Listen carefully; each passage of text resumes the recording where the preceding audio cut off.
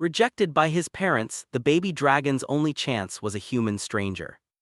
HFY Hub score 9.45 out of 10.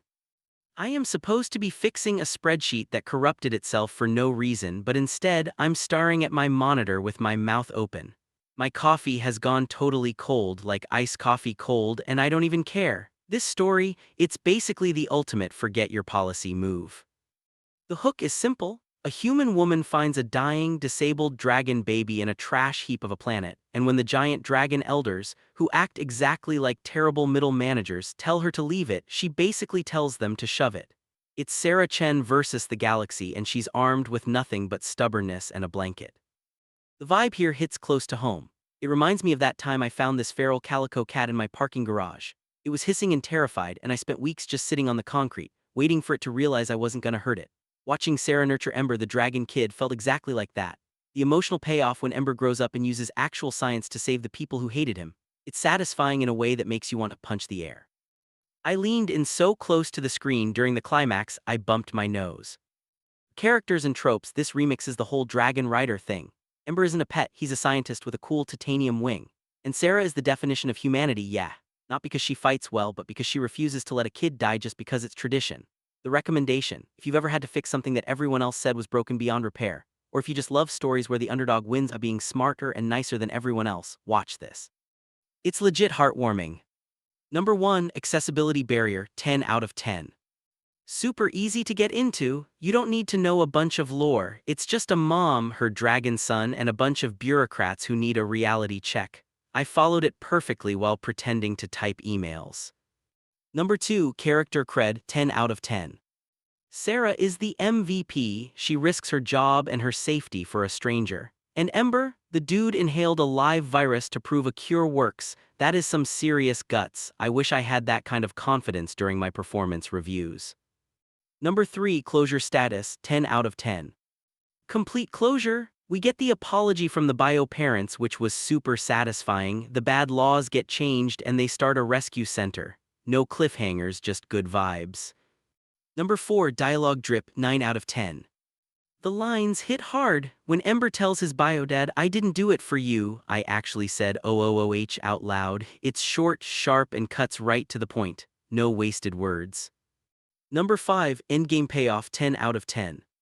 The moment the dragon elders have to bow their heads and admit they were wrong, chef's kiss. It's the best kind of revenge, succeeding so hard that your haters have to clap for you. Number 6, found family factor, 10 out of 10. This is the core of the whole thing. It proves that family isn't about blood or scales, it's about who sticks around when things get messy. Sarah acts more like a mom than the actual dragon mom, and that's beautiful. Number 7, HFY video length, 1530 min. It's the perfect length, long enough to feel like an epic movie but short enough to watch on a lunch break. It doesn't drag. Number 8, logic coagulation, 9 out of 10. I dug the science part. They used the dragon's fire glands to explain why the virus was spreading. It wasn't just magic, it was biology. It made sense why the humans could help when the dragons couldn't. Number 9, narrative gut punch, 9 out of 10.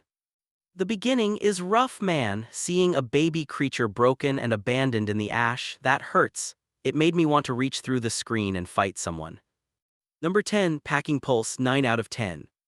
Moves fast, we see Ember grow up, the political drama, the assassination attempt, and the plague all in a smooth flow.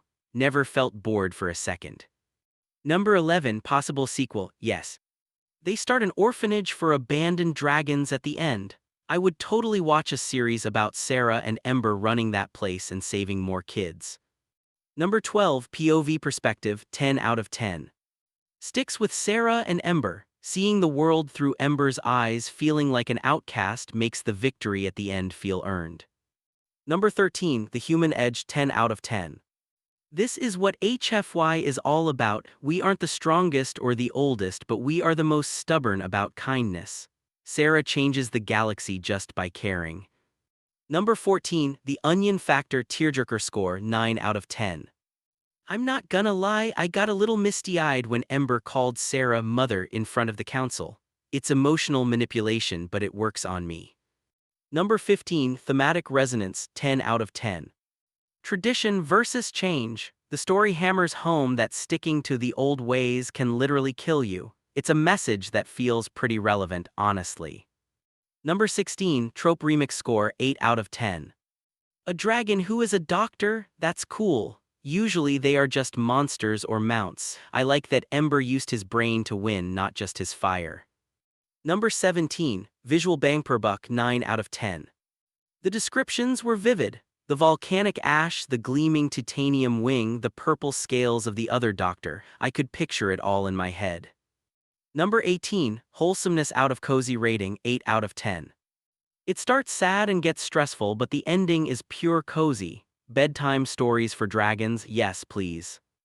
Number 19, World Building Vibe Check 9 out of 10.